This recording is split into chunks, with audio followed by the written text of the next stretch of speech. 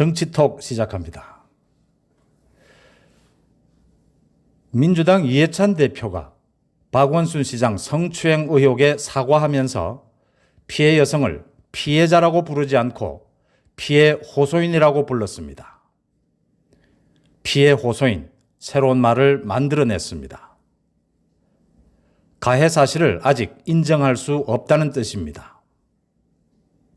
그러면 사과는 왜 합니까?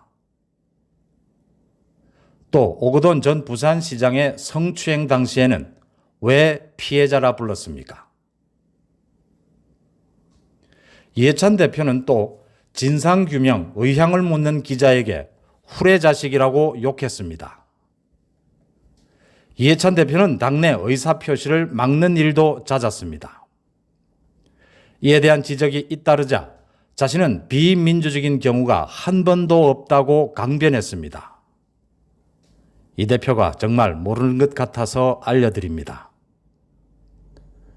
금태섭 의원의 소신을 징계한 것이 또 일만 생기면 소속 국회의원들의 입단속하는 것이 비민주적인 겁니다. 기자의 질문에 욕하는 것이 권위적인 겁니다.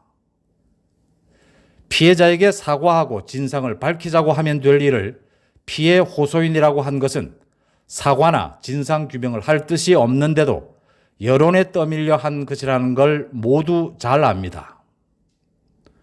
또 민주당 당권 후보인 이낙연은 피해 고소인, 김부겸은 고소인이라고 불렀습니다. 차라리 입을 닫으십시오.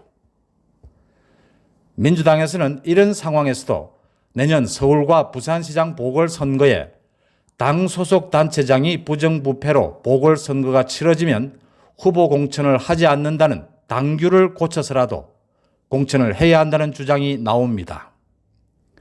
국민은 개, 돼지니까요.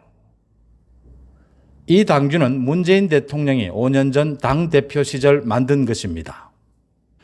당규를 바꾸는데 문재인 대통령의 의사는 필요가 없는 것인가요? 또 한 가지, 박 시장에게 도대체 피해자 고소 사실을 누가 알린 걸까요? 누가 기밀을 누설하고 증거인멸의 기회를 주리한 건가요? 경찰은 청와대 보고 사실은 인정하지만 박 시장에게는 알리지 않았다고 합니다. 청와대도 부인합니다.